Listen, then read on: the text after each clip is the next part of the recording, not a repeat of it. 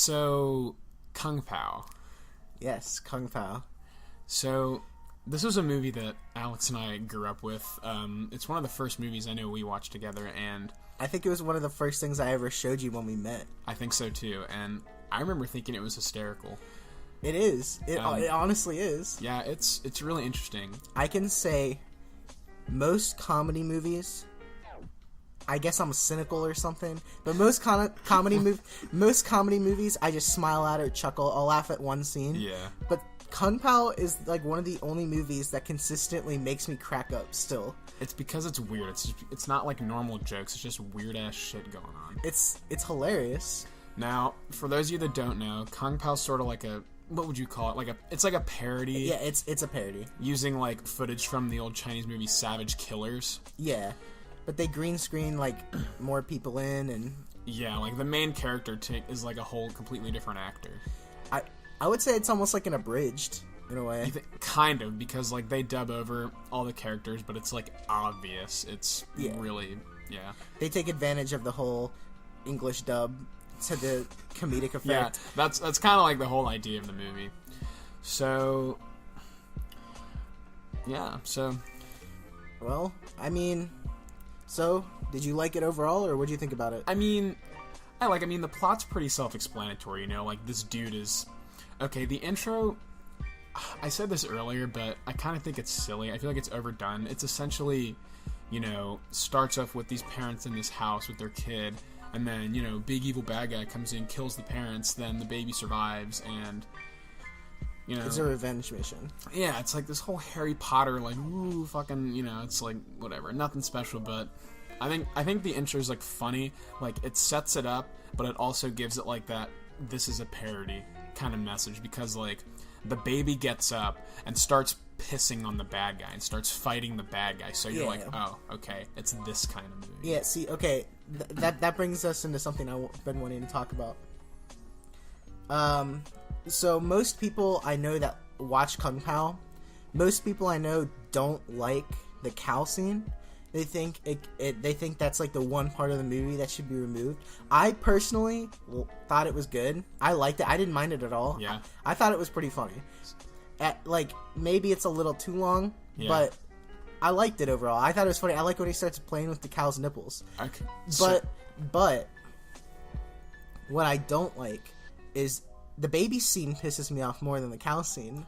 I feel the same way about the baby scene that most people feel about the cow scene. Really? Okay, to preface this, for those of you that don't know, there's a scene a little later in the movie where, like, grown-up, like, the chosen one grown-up is fighting, like, this really poorly CGI inserted cow. Okay, now, why does the baby scene piss you off more?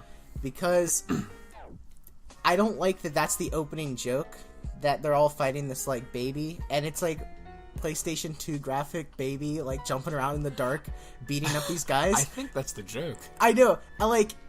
It's fine. It would be good. It's good in the movie, but I don't like that it's the opening joke, and I think it goes on for just a bit too long. But other than that, I would say the movie's, like, perfect. It's so funny. You know, watching it just a second ago made me realize I like it less and less every time I watch it. Really? Yeah. Why? Let me tell you why. So, like I said, it's like a parody movie, and it's what you'd expect out of a parody movie, where it's like dumb jokes here and there, like, and you know, it's like, there's this thing with parody movies where it's like, gags can only get you so many times before you're just like, okay, like, I'm burnt out on this shit. like after the, when the baby, at the end of the scene when, like, the baby beats the bad guy and the bad guy leaves, he, like, lights the house on fire. But the child lives, obviously, and he, like, falls and starts falling down a mountain, and it's like, obviously, like, a doll that they threw down the side of a mountain. That's hilarious. And you just hear it going, as it falls down the mountain. And then it runs into this, and then this Asian lady sees it, she's like, oh, so cute, bye-bye, and throws it back down the mountain. Yeah. And it's funny, but, like, watching that, I'm like, I just kept thinking, like, I've seen this so many times. Yeah. And I don't think that's necessarily a problem with the movie so much as it is, like, rewatching the same movie so many times to where it doesn't feel the same anymore, but I feel like that's any movie. Oh, yeah. But I like Kung Pow, I watch it all the time, and I still laugh at the stupid shit. Because, like, there's so much shit in that movie that I didn't pay attention to or consider last time I watched. Yeah. So to me, it's like every time I watch it, it gets funnier. Because, Yeah. like, there's, like, little phrases or sounds that I didn't notice, like, of them just, like, coughing in the background, Yeah. like, just over the dub. Yeah. You know what I mean? No, I know exactly what you mean. That's how I felt about some of the jokes, surprisingly, is, I forget the guy's name, but he's the dude who they trained poorly, or trained wrong on purpose. Oh, the guy with the squeaky shoes. Yeah, him. He's like, so there's this guy, and when the Chosen One, like, goes into town and meets, like, his mentor and all that, and, he gets confronted by this one dude with a really high-pitched voice, and he's like, oh, I'm gonna kick your ass, and he's, like, really, like, dumb, and his mentor's like, oh, we purposely trained him wrong for a joke, and so I just think it's really funny to, like, think about the fact that they spent so long training this one dude that, like, losing is winning. Uh-huh. And so, like, and that's, like, a joke that you'll notice in, like, every single fight or scene he's in. If he's losing or bleed, he literally says, I'm the first to draw blood, meaning I am the victor. Exactly. It's just really dumb, and not to mention, he has these squeaky shoes, and every time he runs, you just hear, like, and it's just, like, It's just funny, because you know that, like, these scenes were meant to be, like, really serious. It's like a really serious kung fu fighting movie. Yeah. But they just add these stupid sounds that make it so funny. Like there's a scene where this old trainer is, like, dying, so he starts coughing a bunch. But they just edit the CGI fly going into his mouth every time he starts coughing. It's so funny. And it's just so poorly edited, and he starts choking on it, and he makes these, like, aggressive ass sounds where he's just like, Yeah. and it's like, I think I would say the humor's great. You know, honestly, for, like, an older movie, this came out, like, early 2000s. I would say Yeah. it has pretty good CG effects. Like, besides a few scenes here and there where you can kind of tell he's not actually in the movie, I would say for the most part, he actually looks like he's there. yeah, they inserted him pretty well. I was about to say that, Mm-hmm. but I agree. There are some parts where it's like he almost looks like he's, like, walking through some of the scene, like the characters and stuff. And Yeah. it's very clear, like, okay, this is kind of poor. But it's only, like, a few scenes. Overall, it's really Yeah. good. The movie's like what, hour and a half, 2 hours maybe, Yeah, I think it's maybe, like, 2 hours. something like that. But no, I mean, like I said, as far as, like, the plot goes, it's really nothing special. It's just like a revenge mission, you know. It's what you'd expect with a bunch of, like, a parody revenge mission with a bunch of jokes thrown in there. Like I said, I think we've already talked about most of the notable characters. There's the Chosen One. There's Squeaky Shoes. There's, like, the mentor. What's the girl's name? You mean... Yeah, her.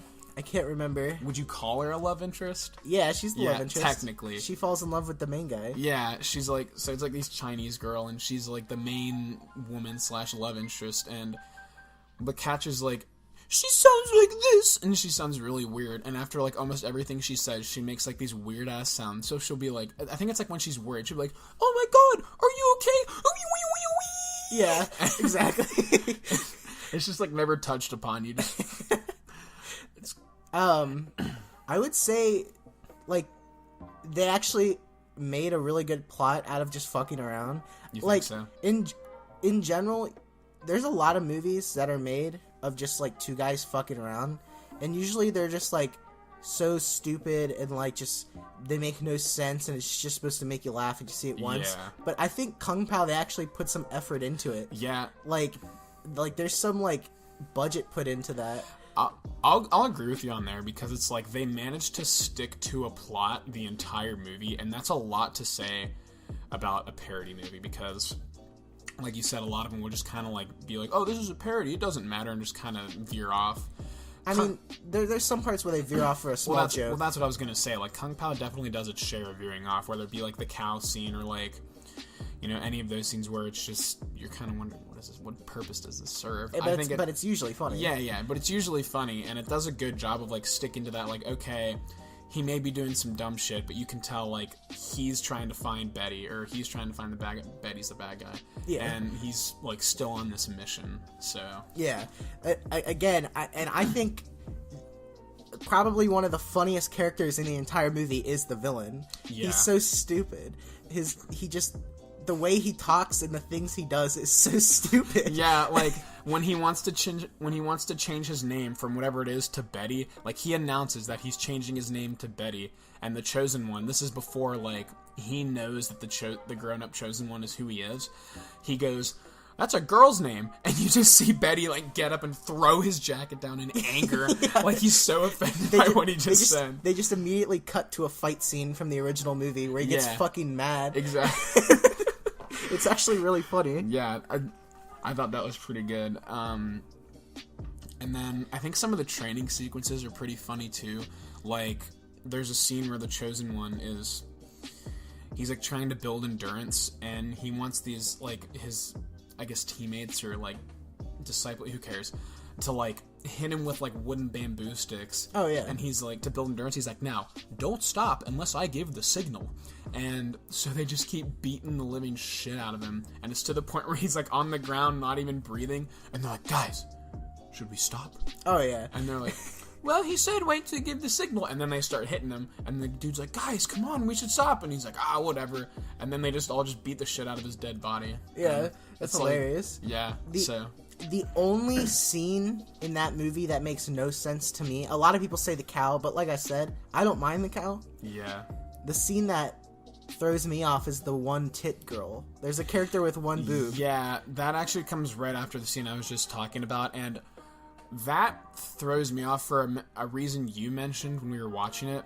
So, like, she comes in and talks to Kung Pow, or the Chosen One, excuse me, and she has this necklace, and there's a flashback that he has where he sees his mom, like, wearing the same necklace, and it's like, is she supposed to be his mom? Because they look nothing alike. Yeah, and she had one tit, and they just made out. So I really hope that it's not his mom, because he just made out with her. Yeah, but I guarantee that's not even his mom, so I'm left wondering, like, what is the purpose of that scene? Like, Well, see, she brings up maybe 3 or 4 times that she's gonna be in the sequel. yeah. So I think they were maybe planning for her to be more involved in a sequel, if they even were. I'm not sure.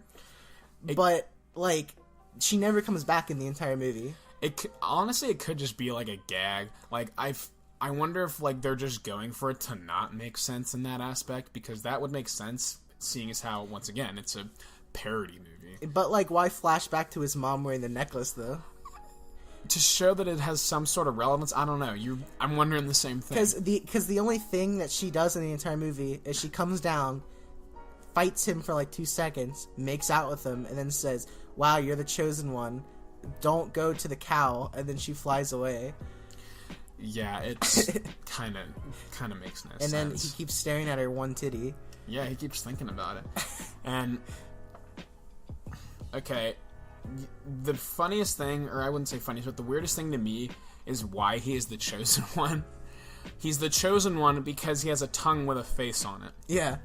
He calls him Tonguey. Yeah. the oh my god, the master, like the whatever, he's like, "Does he have a name?" And he goes, "I call him Tonguey." Yeah. Wait, that makes me kind of think, like, how would that feel to have a face on your tongue? Would you feel its eyeballs or, like, its teeth? Because it has teeth and a tongue of its own.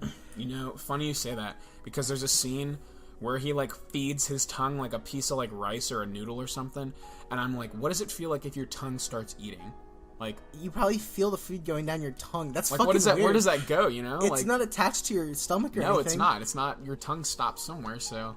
Do you think, like, if he closes his mouth and puts the tongue up to the roof of his mouth, and the tongue starts, like, moving its teeth around, do you think he feels that?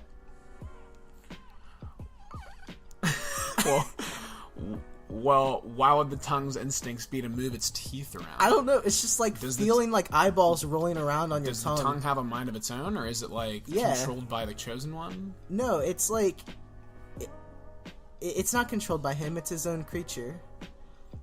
Okay, so that raises a whole lot more questions. questions. It's its own living organism. Sadly. Yeah. So who fucking knows with that? But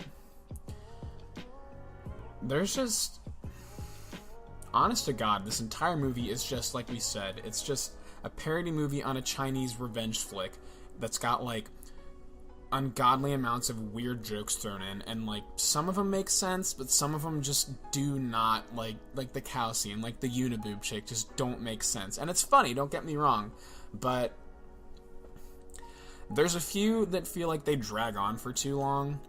Like towards the end, when he's looking for the final villain, or he's looking for the villain because he like escaped.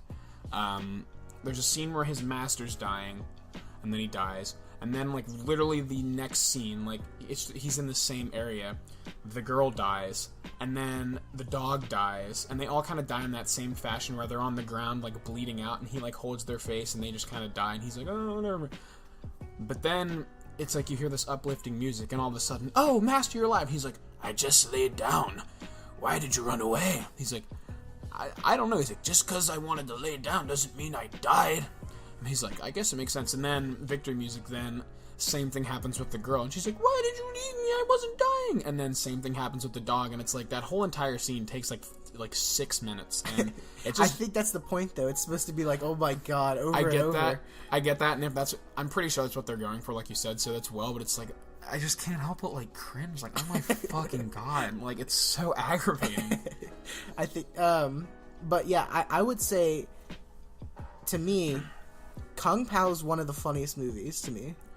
I think it's definitely got its charm. Like I said, earlier I said the older I get, the less I like it, but the more I think about it, the older I get, the more I look into certain other jokes. Like most of like the toilet humor would have cracked me up when I first saw it, but now it's like, it's the way I think about things. Like I said, when I think about how long they must have spent training that guy wrong, like that just makes me laugh because I'm thinking about it. Yeah. And it's like, I still laugh at the stupid fucking noises they make, too. Yeah. Like him coughing. And I like the narrator. Yeah. Like, there's a scene where the Chosen One punches this dude's guts out, and it comes out in one clean circle. It's like a jelly cube. Yeah. And the narrator's like, he's like, wow, crap, man, that's just one clean chunk.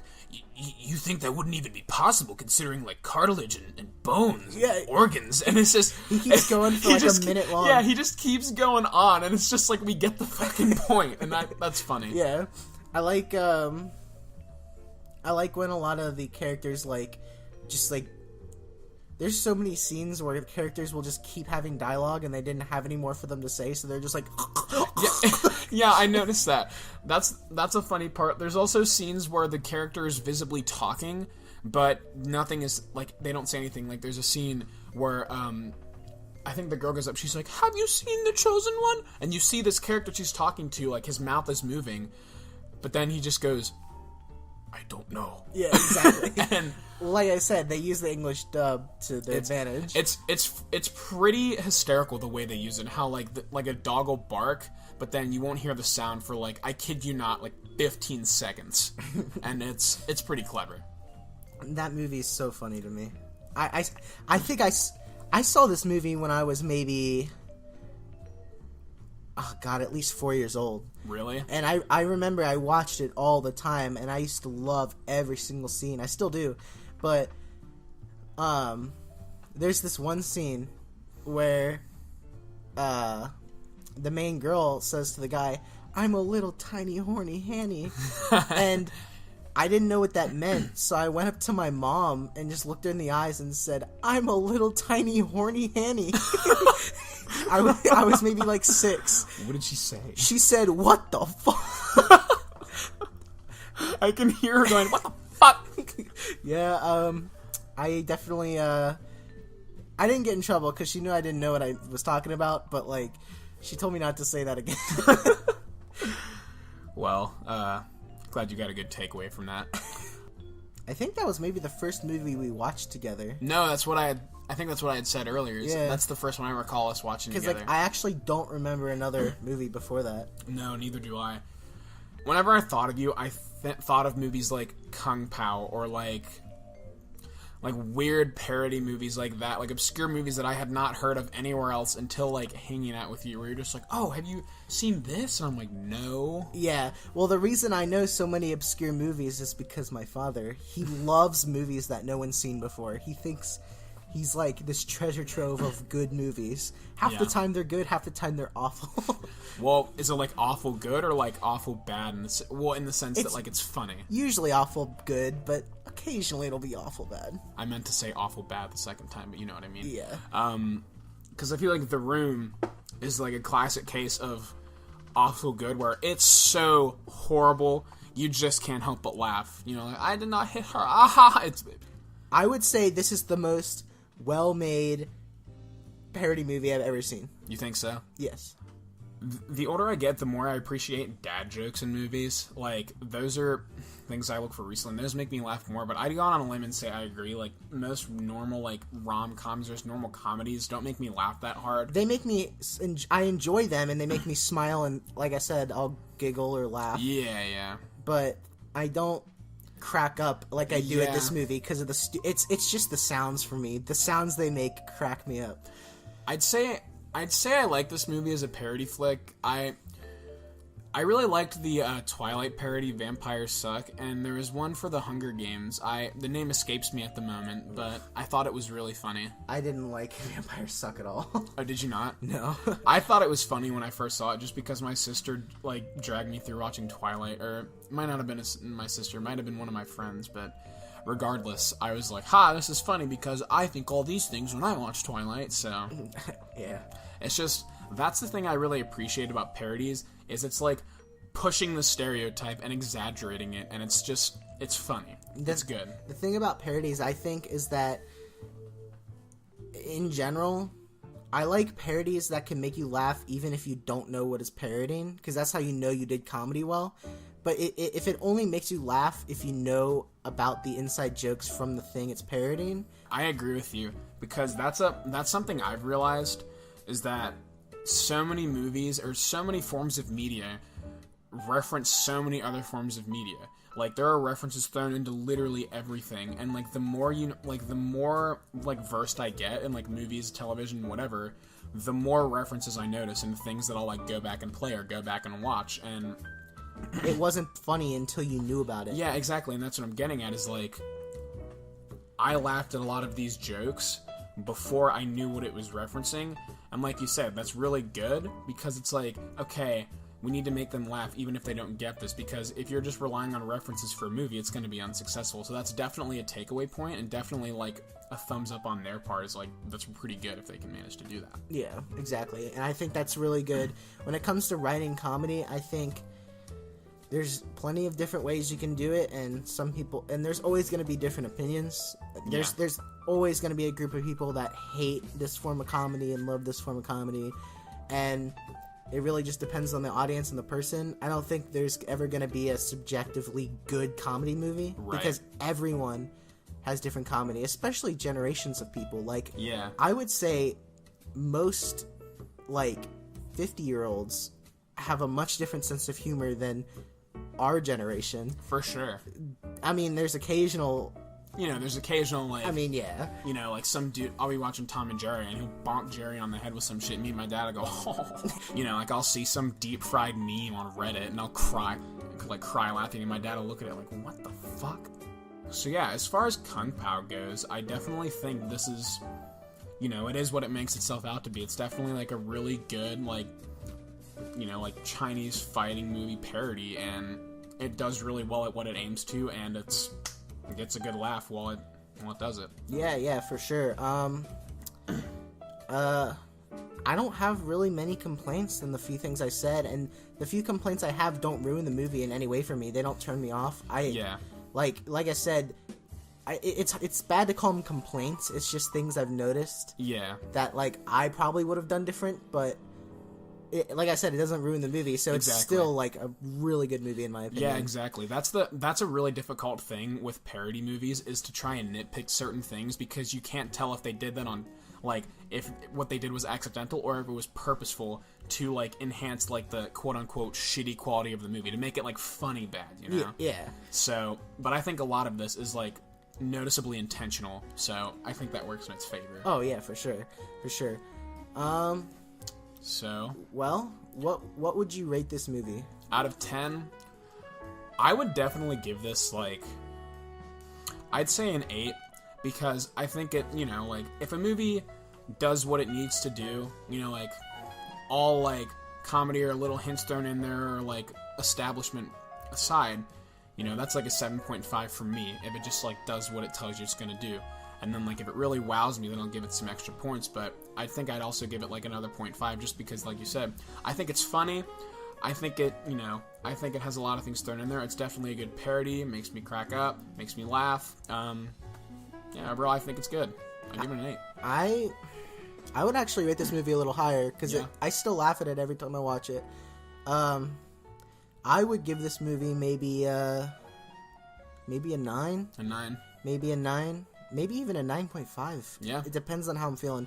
Right. So I would say our average score is an 8.5 for this movie. Yeah, most definitely. Yes. Get a chance, check out Kung Pow. Make you laugh. It'll make you laugh. Make you cry. Alrighty, this has been Better Days. Yes. Next movie. Next movie.